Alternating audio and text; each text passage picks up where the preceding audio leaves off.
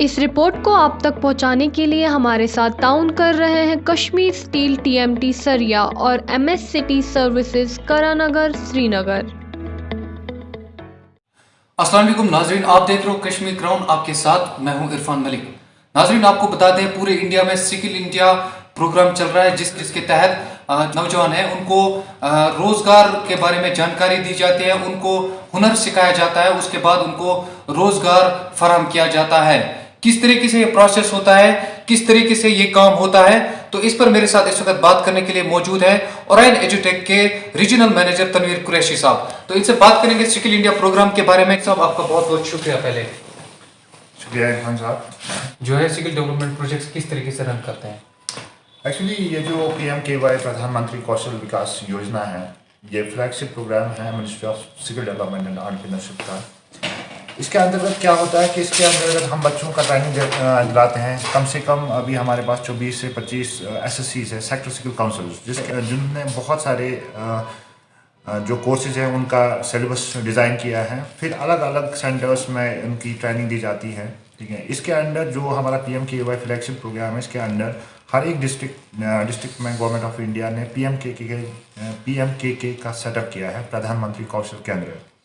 ये एक्चुअली हर एक डिस्ट्रिक्ट में एक मॉडल सेंटर होता है जहाँ पे ये स्किल डेवलपमेंट की ट्रेनिंग दी जाती है। इसके अलावा हमारे यहाँ पे जो फोकस रहता है, ये फोकस है हमारा कि हम बच्चों का बहुत अच्छे से स्किल डेवलपमेंट करें, उनकी ट्रेनिंग बहुत अच्छे से हो कि वो फिर जाके मतलब आगे प्लेसमेंट जैसे मल्टीनेशनल कंपनीज में प्लेसमेंट पा सके या सेल्फ एम्प्लॉयमेंट की तरफ जा सके। इसमें हम कोशिश करते हैं कि किसी न किसी तरीके से हम बच्चे का स्किल डेवलपमेंट, उसका जिसमें रुझान हो उसमें उसकी तरबियत दे। तो सर हमें थोड़ा सा जितने भी व्यूवर्स हैं उनको समझा दीजिए किस तरीके से एक बच्चा स्किल सेंटर में एडमिशन ले सकता है, किस तरीके से हो सकता है और किस तरीके से उसकी प्लेसमेंट होती है। एक्चुअली क्या होता है ना, इसका हर एक सेंटर में, जैसे हमारा PMKK है या कोई PMKY सेंटर है, इनका अपना एक टारगेट एलोकेशन होता है मिनिस्ट्री से, जो NSDC देखता है, नेशनल स्किल डेवलपमेंट कॉर्पोरेशन। एक टारगेट एलोकेशन होता है, ये based on the centre capacity होता है, based on the centre infrastructure होता है। पहले क्या ये पूरा जो स्कीम है, अगर मैं आपको समझा दूं कि सबसे पहले एक सेंटर का एक स्मार्ट इंस्पेक्शन होता है। उस इंस्पेक्शन के under as per the guidelines provided by the SSC, provided by the NSDC, अगर वो सेंटर उसमें पास होता है तो हम फिर वो सेंटर ट्रेनिंग करवा सकते हैं। फिर एक एलोकेशन आता है, उसको टारगेट एलोकेशन जिसे हम कहते हैं, कि मान लीजिए एक सेंटर में 240 बच्चे आ गए, 250 बच्चे आ गए, कहीं पे 300 बच्चे आ गए, तो फिर उसमें एडमिशन स्टार्ट होता है। तो एडमिशन प्रोसेस बिल्कुल सिंपल होता है। इसमें कोई भी ड्रॉप आउट, चाहे 5th के बाद ड्रॉप आउट हो, 8th के बाद हो, 10th के बाद हो, 12th के बाद हो, कोई भी इसमें आके ट्रेनिंग कर सकता है। देयर आर द कोर्सेज जिसमें गाइडलाइंस अलग अलग हैं। जैसे हमारे सेल्फ एम्प्लॉयड टेलर के लिए आपको सिर्फ 5th पास चाहिए, SMO के लिए भी 8th पास चाहिए।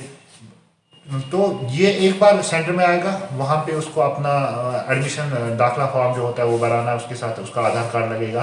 ठीक है, अभी सारा DBT है, एक आधार कार्ड देने से उसका एडमिशन हो जाता है, और जो भी रिक्वायर्ड डॉक्यूमेंट्स होंगे वो वहाँ पे उसको पता चलता है। तो उसका एडमिशन होने के बाद उसका ट्रेनिंग पूरा एज पर द आवर्स उसमें रखा गया है, एज पर द SSC। कहीं पे 320 घंटे का है, कहीं पे 360 घंटे का है, कोई कोर्स 560 घंटे का है। तो ये ट्रेनिंग खत्म होने के बाद, ये ट्रेनिंग पूरा खत्म होने के बाद बाज़ाब्ता प्लेसमेंट ड्राइव्स होते हैं। जैसे हम अपने सेंटर की बात करें, हमने कम से कम आज तक 20-30 प्लेसमेंट ड्राइव्स चलाई हैं, जहाँ पे हमने कोशिश की है कि बच्चों को कहीं से जॉब मिले, कोई कंपनी। हमने बहुत सारे एम्प्लॉयज़ को बुलाया है जो यहाँ पे आए हैं, और उन लोगों ने वहाँ पे जाके मतलब बच्चों का इंटरव्यू लिया है, बाय फेस इंटरव्यू लिया है। इंटरव्यू लेने के बाद वो बच्चे सिलेक्ट हुए हैं बहुत सारी कंपनीज में। हमारे यहाँ पे बच्चे अभी दीवानी इंटरनेशनल काम कर रहे हैं, KFC में काम कर रहे हैं।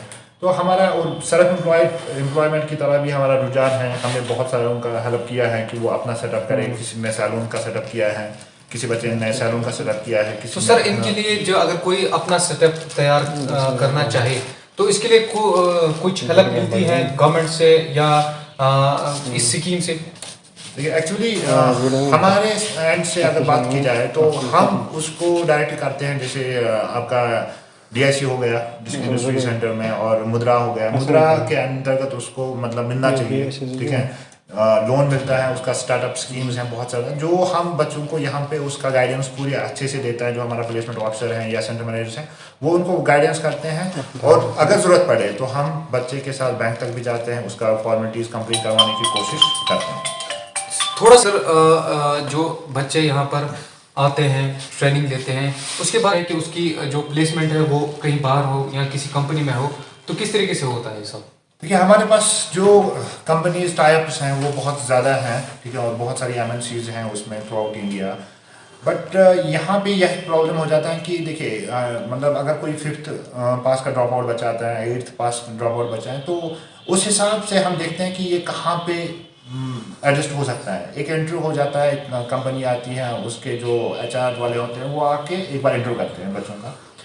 उसके बाद अगर उसमें कैपेबिलिटी है तो वो सिलेक्ट हो जाएगा। देयर इज नथिंग, मतलब वो सिफारिश जैसा कोई चीज़ नहीं होता है, बट अगर उनको लगेगा तो वो उसको सिलेक्ट करते हैं। हमारे यहाँ बहुत सारे बच्चे अभी बाहर जॉब कर रहे हैं, बहुत अच्छी MNCs में करते हैं, मतलब 5 स्टार होटल्स में हमारे बच्चे काम कर रहे हैं, ठीक है, बहुत अच्छी जगहों पे काम कर रहे हैं। बट कोशिश क्या है इसमें, जो प्लेसमेंट का चीज़ है उसमें बच्चे का ज़्यादा इंटेंशन होना चाहिए हमसे ज़्यादा, क्योंकि अगर बच्चा हमारे पास आएगा, नहीं सर मुझे चाहिए जॉब चाहिए, जॉब चाहिए, तो उसी हिसाब से हम लीड्स भी ढूंढने की कोशिश करते हैं। अगर बच्चा फॉर एग्जांपल आया, उसने बोला कि ठीक है मैंने एक ट्रेनिंग किया, उसके बाद एग्ज़ाम दिया, तो it is up to the trainees, वो जितना आएंगे उतना उनको अच्छा जॉब मिलेगा। कितनी ज़्यादा परेशानियाँ उठानी पड़ रही है स्टाफ को जॉब ढूंढने में, लीड्स ढूंढने में बच्चों के लिए? फिर रेस्पॉन्स कैसा रहता है बच्चों का, चाहे अनएम्प्लॉयड यूथ का? ऑब्वियसली ये एक टफ जॉब है, लीड्स ढूंढना, आपको HR के साथ करना, मतलब हर टाइम कंटेक्ट में रहना कि कोई वैकेंसी है तो मुझे बताओ। और आपको पता है कि एस्पिरेंट्स बहुत ज़्यादा होते हैं outside of these centres also, college से एस्पिरेंट्स हैं, वहाँ से एस्पिरेंट्स हैं, तो ये एक टफ जॉब है कि लीड्स बनाए रखना। बट हमारे पास क्या होता है कि मैं यही चीज़ बार बार हर जगह पे कहता हूँ कि जब तक बच्चा खुद से इंटरेस्टेड ना हो उसको कोई जॉब नहीं दे सकता।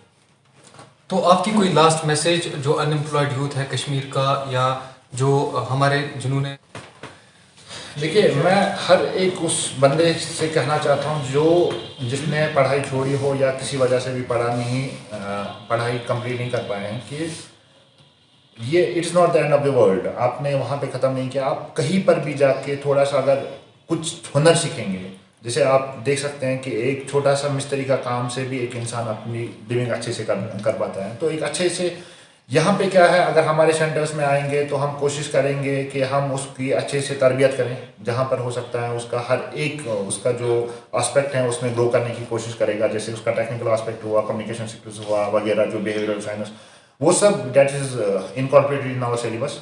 तो उससे क्या होता है ना कि इससे ये बंदा जब बाहर निकलता है, जैसे एक सिलाई वाला, कपड़े सीने वाला होता है, कि उसका और जो हमारे पास ट्रेनिंग बचा करता है, तो उसमें क्या आता है, वो कम्युनिकेशन स्किल्स, बिहेवियरल साइंस, वो पूरा चेंज हो जाता है, एंड दैट हेल्प्स हिम। तो मेरा ये मैसेज रहेगा हर एक, मतलब हर एक इंसान से, कि nothing is the end of the world. जब तक आप जिंदा हैं, दुनिया में हैं, आप कभी भी कुछ भी कर सकते हैं, अपने आप को कमजोर कभी ना समझें।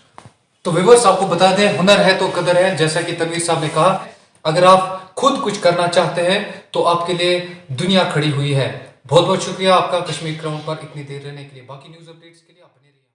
मुल्क किस तमीरस तरक्की मज इश्तराक तुहंदिस प्रत कदमस पे तुहंद हम सफर कश्मीर टर्बो TMT सरी, चाहे बुनुलीतन या तूफान, महफूज रूजू तो तुहंद मकान पान नयो तुहंद पनुन कश्मीर टर्बो TMT सरी, ट्रस्ट एंड रिलायबिलिटी।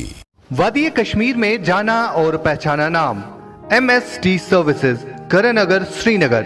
कोविड-19 जैसी मौलिक बीमारी से बचने के लिए हमारे यहाँ हर तरह के आलात दस्तयाब है।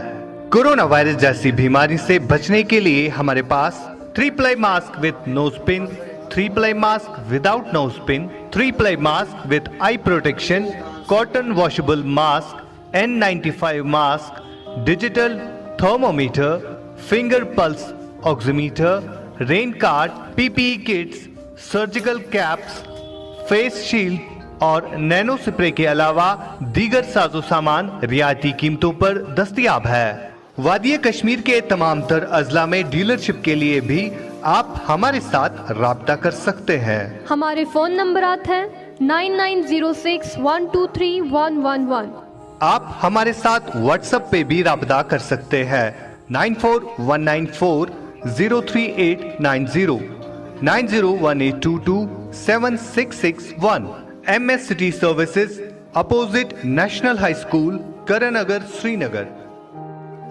अस्सलाम वालेकुम व्यूअर्स, मैं करानगर सिटी सर्विसेज से आप सबको ये बताना चाहता हूँ कि हमारे यहाँ पे कोविड-19 के रिगार्डिंग जितने भी प्रोटेक्शन प्रोडक्ट्स आते हैं सारी चीज़ें यहाँ पे दस्तयाब हैं मैन्युफैक्चरिंग प्राइस पर। मैं आप सबसे गुजारिश करता हूँ कि आप एक बार हमारे यहाँ पे आइए और हमें अपनी खदमत करने का मौका दें।